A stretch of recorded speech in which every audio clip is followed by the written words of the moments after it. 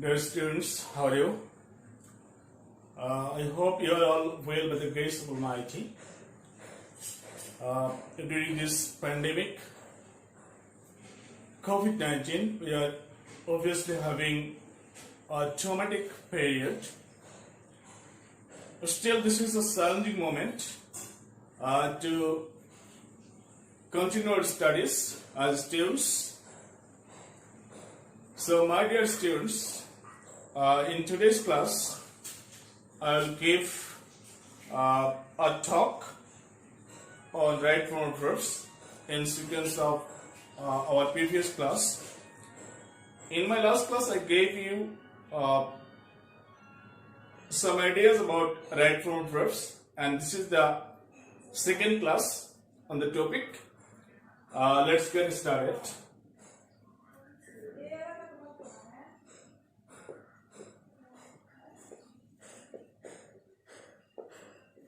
Okay, in today's class, I want to give you tips on how to use causative verbs and how will we correct the verbs if we have causative verbs in our sentences. Dear students, the verbs we call causative verbs are make, just make,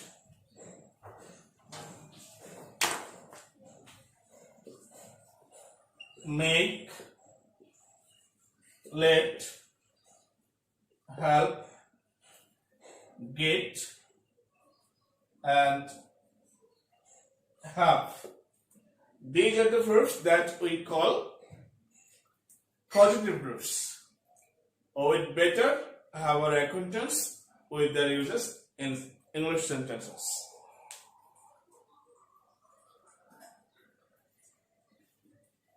So let's go one by one. First, the verb make. There are two structures of the verb make.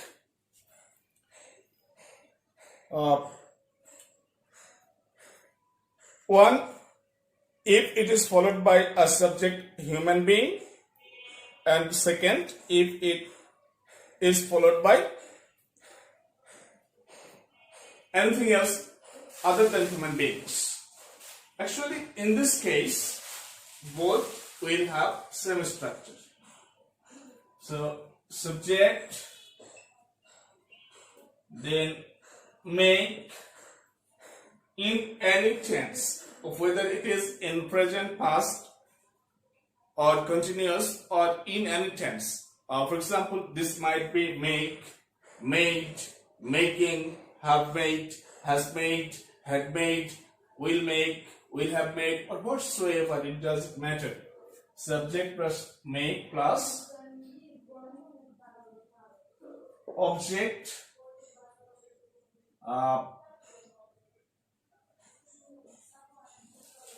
beings or things. This may be either human beings or any other beings or something else.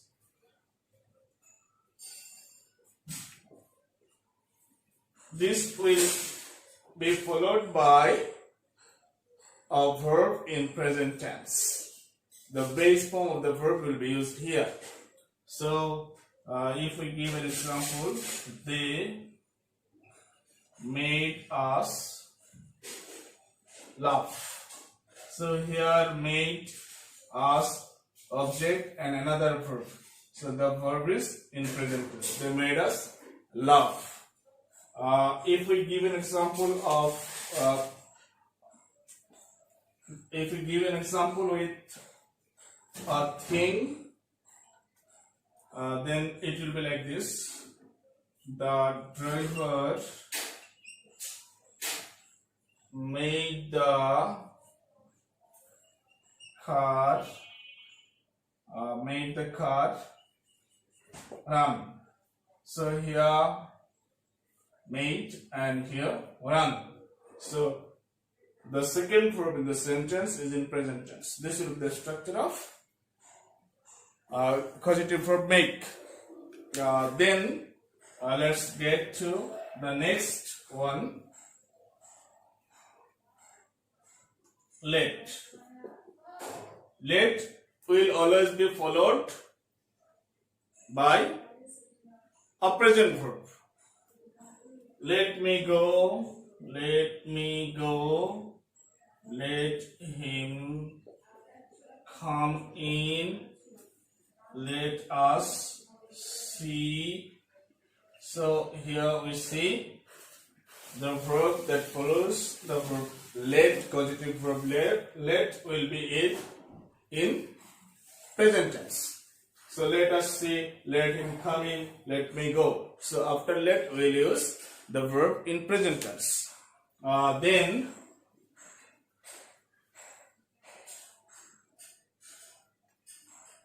the verb get. Here there will be two structure with the verb get. One is with human beings and another one is with something else. Let's see the structures first. First one, subject plus get. Here in this case also get always shouldn't be get. This would be got, getting, has get, had get, will have gotten, or whatsoever in any tense. The word get. So subject plus get plus object, obviously being the beings, I mean anybody else, someone else. Then this will be followed by a verb infinitive. That means 2 plus V1. V is form of verb. So I will get you to do it. So here you see, here there is get, therefore, and this is followed by a personal object. You. This is a person, and this is followed by an infinitive of the verb. I mean 2 plus verb. I will get you to do it. I will get you to do it. So after get, if we have personal object, this will be followed by what? In an infinitive. To do. I will get you to do it. And the second structure of get should be with impersonal object. So let's write it down. Subject plus get in any tense, then object, and the object should be impersonal object, and this will be followed by a verb in past participle form. The third form of the verb will be used here. So let's give an example. He got the car repaired. He got the car repaired. So here we see the verb get in past form. Got. This is the past tense of the verb get. He got the car. The car is an impersonal object. This is not a person. This is impersonal. This is a thing. And this is followed by a verb in past participle. So here there are two structures. First one is with personal object. If the object of the sentence is personal, this will be followed by a verb in infinitive form. 2 plus verb base form.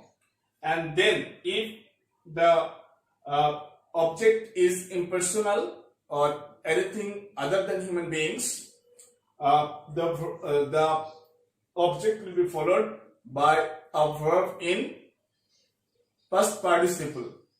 So these are the two structures based on the causative verb get. Dear students, let's get to the next verb, help. Help.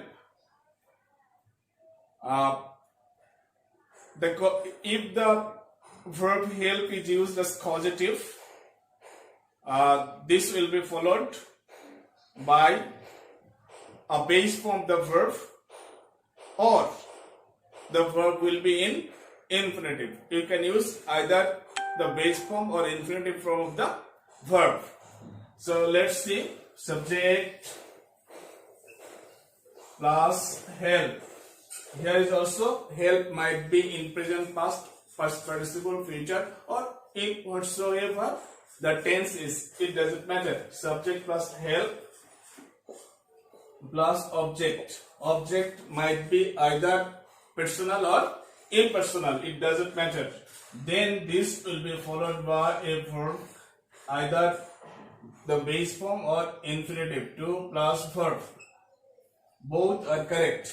So let's give an example. He helped me do the sum.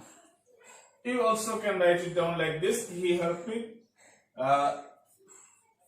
to do the sum. To do the sum or do the sum.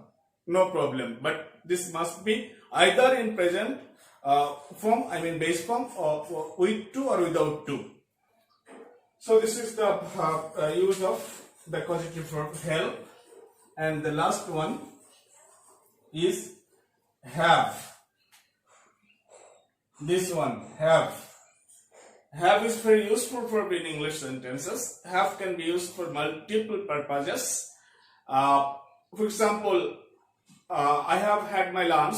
I am going to have my lunch. I have had you do it. Or I have had my task done, etc. So here are also two structures.